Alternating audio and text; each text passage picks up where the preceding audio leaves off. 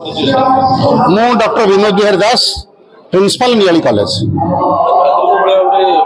सम्मेलन छात्र छात्री मानक नवा एवं शिक्षक माने बहुत अध्यापक माने उपस्थित अछथि असर कोन आपण बार्ता देबे चाहते संस्कृत जेहेतु हमर देवभाषा आज नियाली महाविद्यालय तरफ संस्कृत विभाग अनुकूल्य रे जो जातीय कर्मशाला कह जाई परिबो पाठचक्र कह जाई परिबो आयोजन होउची यार मुख्य उद्देश्य थिला कालिदासंक साहित्य रे समाज सेवार प्रतिफलन सामाजिक जीवन पाई किपरि कालिदासंकर साहित्य आजिर समाज रे किपरि यार गुरुत्व वहन करूची आवश्यकता अछि सेही संपर्क आलोचना चलीथिला एई आलोचना प्रथम सेशन टी सरीची प्रथम अधिवेशन सरीची एथिरे भारतर विभिन्न कोण अनुकोणरू तिरुपति विश्वविद्यालय आरंभ करी विभिन्न जयपुर विश्वविद्यालय आरंभ कर विभिन्न विश्वविद्यालय संस्कृत प्रेमी माने पंडित माने कुलाधिपति माने ये समस्त आसी जोग देइछन्ति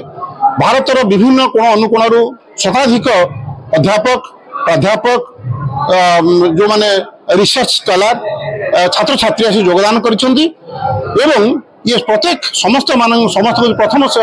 अधिवेशन रे जो चर्चा हेछि जो वितर्क हेछि सेथिरे साहित्य संस्कृत एवं धर्म ये तीनोटी पर्याय भारतीय जनजीवन पाई अत्यंत गुरुत्वपूर्ण वर्तमान भारतीय समाज रे युवगोष्ठी जो दिगहरा होइछन्ति बा समाज जो अधपतन होई चलीछि ताकू रोकिबा पाई यह नित्यंत जरूरी ये संपर्क रे मानस मंथन करिछन्ति आज उपस्थित थिबा समस्त पंडित माने ज्ञानी गुणी व्यक्ति माने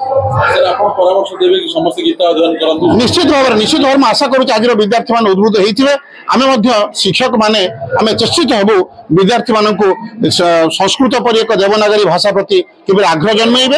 एवं सेमाने निज जीवन रे गीतार अध्ययन को केपरि समानक जीवन रे आपणेइबे ए संपर्क रे हमर शिक्षक माने आमे निश्चित भाव रे उद्यम करिवु या निसंदेह। जय जगन्नाथ।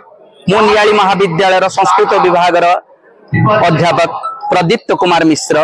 मो सदाशिव संस्कृत महाविद्यालय रे व्याकरण विभाग मु छात्र थिली एवं 1997 मसीहारू ए नियाली महाविद्यालय रे मो पिला मानकर पाठपढ़ा कार्य नियोजित अच्छी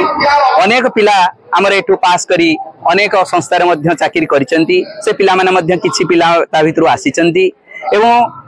ये जो कालिदासंकर आज पथभ्रष्ट जो छात्र छात्री मान होउचंती एवं संस्कृतिर जो अवक्षय घटुची ये संस्कृति को पुणी जागृत करिया पई आमे ये संस्कृति रे आबे ये जो युवा समाज को पुणी ता भीतर प्रवेश करिया पई ये जो छात्र छात्री मान को सेथिरे प्रवेश करिया पई एवं सुमार्ग रे नवा पई ये परि योजना करिचु एवं ताहा सुफल